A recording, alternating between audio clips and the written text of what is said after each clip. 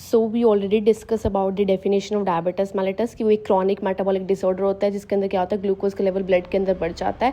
Diabetes mellitus equal to the hyperglycaemia हम पढ़ चुके हैं। उसके बाद हमने क्लासिफिकेशन भी पढ़ ली थी, टाइप 1 डायबिटीज मेलिटस पढ़ लिया था, टाइप 2 डायबिटीज मेलिटस पढ़ लिया था, और गेस्टेशन डायबिटीज मेलिटस हम नेक्स्ट उसमें पढ़ेंगे।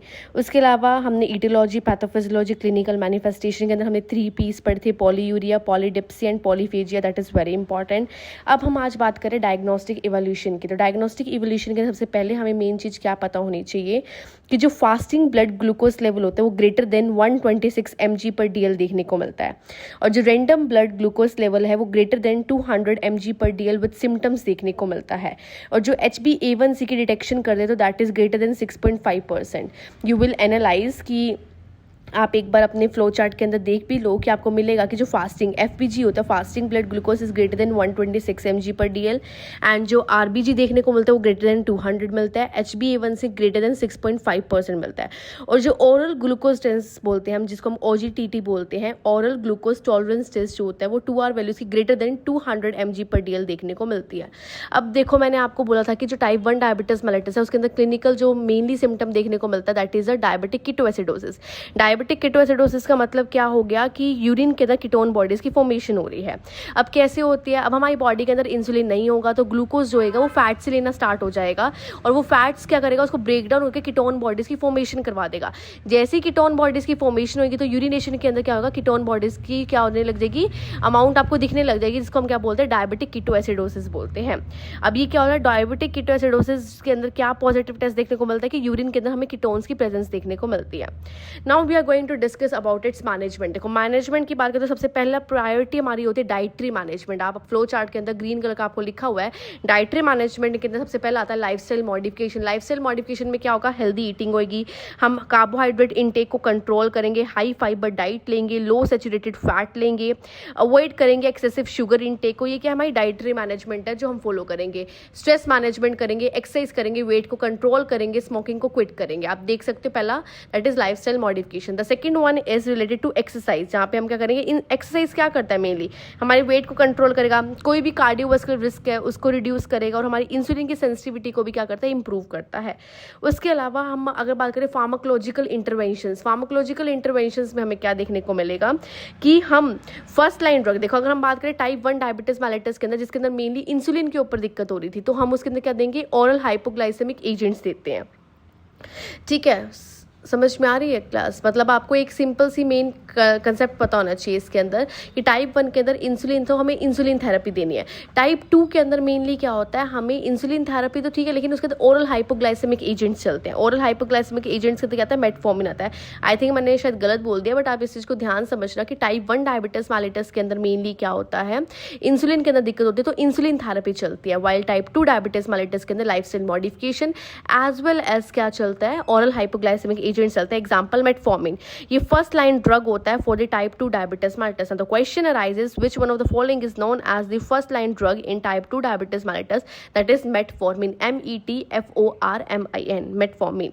उसके अलावा सल्फोनाइल यूरियाज दे सकते हैं। ठीक है, तो ये क्या होता है, कुछ ड्रग्स होते हैं जो आप फार्माकोलॉजी में पढ़ोगे भी सही। ठीक है, then we discuss about insulin therapy. Insulin therapy के अंदर भी हमने क्लासिफिकेशन पढ़ी होगी फार्मा के अंदर, रैपिड एक्टिंग होते हैं, शॉर्ट एक्टिंग होते हैं, इंटरमीडिएट एक्टिंग होते हैं और लॉन्ग एक्टिंग होते हैं। यहाँ से भी क्वेश्चन आते हैं। देखो, फार्माकोलॉजिकल इंटरवेंशन के लिए मैं आपको फ्लो चार्ट दे दूंगी, ड्रग्स आपको याद करने हैं, बट आपको बस कंसेप्ट क्लियर होना चाहिए कि किस तरह से किस चीज़ के ऊपर एक्शन किया जाता है। अब इंसुलिन जो एडमिनिस्ट्रेशन होती है, इसके अंदर आपको पॉइंट याद रखना है कि जो इंसुलिन एडमिनिस्ट्रेशन होती है उसके अंदर यूजली सबकुटेनियस होती है, SC दी जाती है।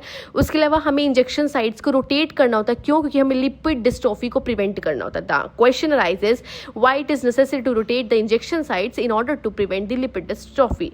उसके अलावा हमें ब्लड ग्लूकोज लेवल को मॉनिटर करना होता है regularly by administration of, after administration of insulin. ठीक है, अब कॉम्प्लिकेशन आ सकती है। कॉम्प्लिकेशन लेकर हम एक्यूट कॉम्प्लिकेशंस की बात करें तो हाइपोग्लाइसीमिया आ सकता है, जिसका कोर्स क्या हो सकता है कि एक्सेस इंसुलिन ले लिया हमने, मील्स को स्किप कर दिया, इसके हाइपोग्लाइसीमिया हमें देखने को मिल सकता है। अब क्वेश्चन अराइजेस हाइपोग्लाइसीमिया के अंदर मेन क्या सिम्टम्स देखने को मिलते हैं, sweating, tremors, confusion, tachycardia and seizures, ठीक है, ये हमें देखने को मिलता है। और इसका मेन मैनेजमेंट क्या होती है, आईवी डेक्सट्रोज इफ अनकॉन्शियस।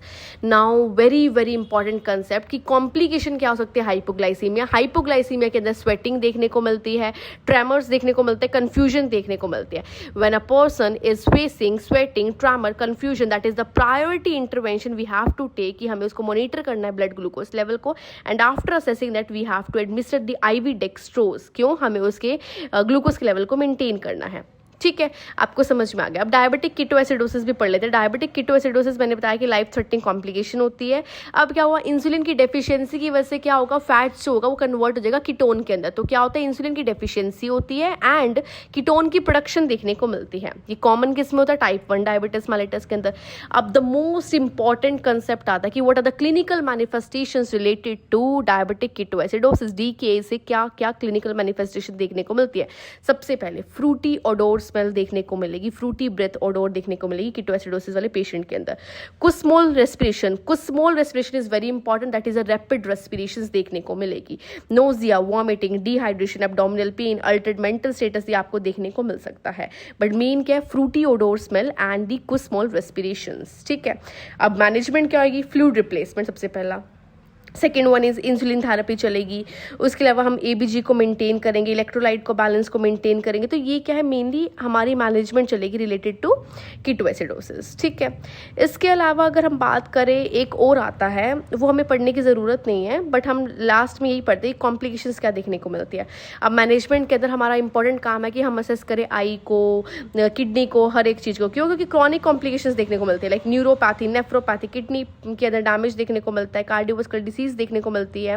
तो हमारा main nursing management, being a nurse, हमारा मेन काम क्या होता है, ब्लड ग्लूकोज लेवल को मेंटेन करना, वाइटल साइन को मेंटेन करना, साइंस देखने की हाइपो और हाइपरग्लाइसीमिया के साइंस आ रहे, food condition, very very important, food conditions को देखना, न्यूरोलॉजिकल स्टेटस को देखना। अब फूड केयर के अंदर देखो पेशेंट एजुकेशन आती है।